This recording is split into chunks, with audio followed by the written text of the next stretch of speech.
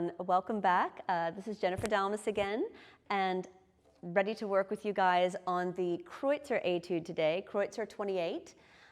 We're going to go over 3 tips for the first page of this etude today. And I'd like to start with the beginning, which is a tricky thing to play really confidently and well. And the dynamic, after all, is fortissimo, so it's asking for a lot of confidence in this first phrase.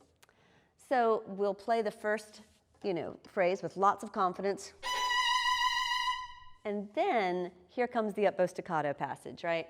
So when you practice the up-bow staccato, first of all, let's just take the left hand out of the picture and put your hand here. 3 notes on the E string, 4 notes on the A string. So we'll do that. Really making sure that you're really pinching with the index finger, and just always a good reminder, make sure that your thumb is curved and pushing up into the stick.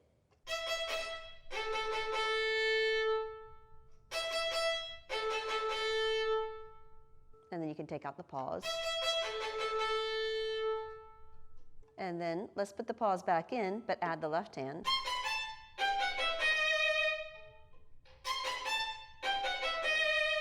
And then take out that pause. Making sure that you're saving bow and using only the upper third for most of those up-bow staccatos.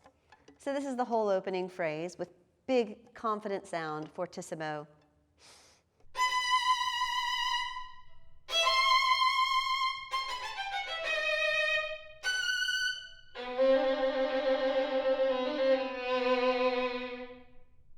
This is the second spot, the second tip that I would like to go over in your Kreutzer Etude. It involves measure 8, which is, when you look at it, just an arpeggio, but it's a kind of a scary one to play, again, with a really big, confident sound. So let's just look at what that measure is. We start on a D sharp. We're already in 3rd position, so first finger.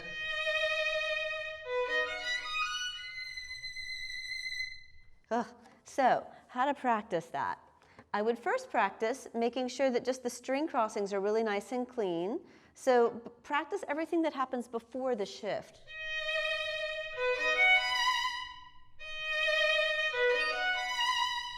Just making sure that all of that feels really comfortable in the hand and that you're hearing that very clearly. You can also always use a drone note, put it on the B, and make sure you really like your B major arpeggio in 3rd position. And then I would practice just the shift.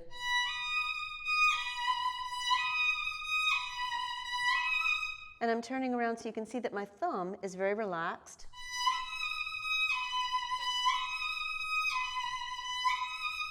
And then add one more note.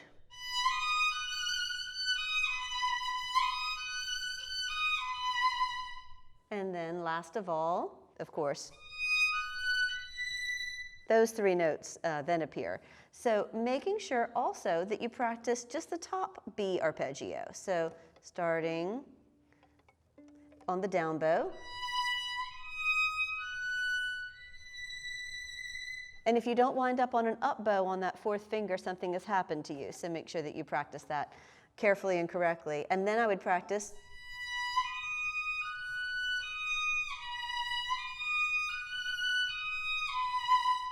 everything except that high B, and really make sure that your hand feels set. And then start practicing. Making sure you're really opening from the bass joint to get that 4th finger where you want it to be.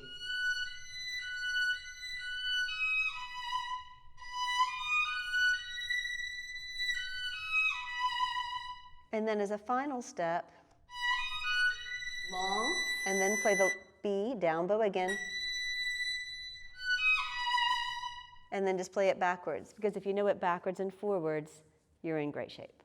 And this is the last spot that we'll go over today on the page, this first page of the Kreutzer. This is measure 21. And the reason I chose this spot is it is kind of another arpeggio place, but one thing that often gets overlooked in this spot is the tendency to want to rush the quarter notes.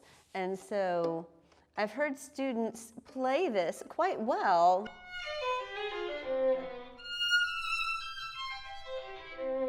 So make sure that you don't rush the quarter notes. We have to play with a lot of calm as we prepare those shifts. 1, 2, 3, 4, 1.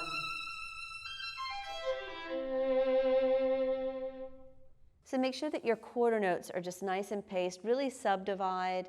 A great way to practice this would be actually putting the metronome on the 8th note. So you actually feel, so I actually have the metronome on 80 right now, but that is 80 to the 8th note. So we will feel run and 2 and 3 and 4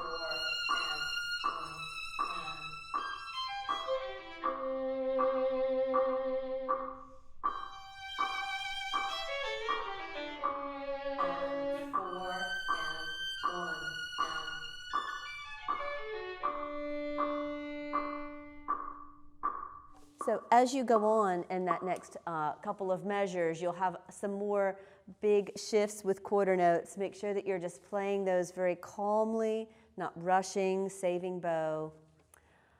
But back to measures 21 and 22, because the other thing that's happening besides those nice quarter notes that you don't want to rush are lots of arpeggios, right? So make sure that you put your 4th finger in a position where you can use vibrato, but you're not just stretching, but put it in a place where it's curved and comfortable.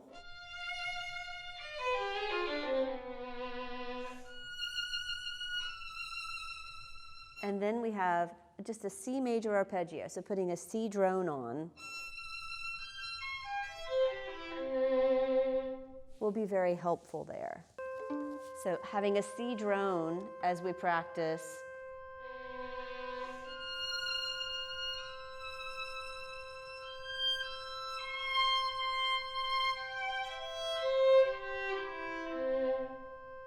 Practicing with a C drone can be very helpful here. So I will demonstrate from the 2nd half of measure 21. Separate bows.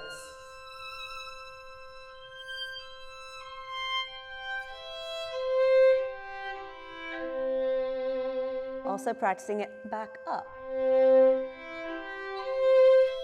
2nd finger on A.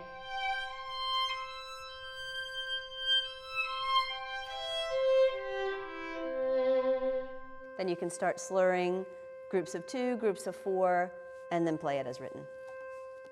Thank you for listening and watching today, everybody, and I hope this has been useful to you. If there is something else that you would like to see, all region and all state connected, or even something else, please shoot us a message in the email link below. We'd love to hear from you, and again, stay well and keep practicing.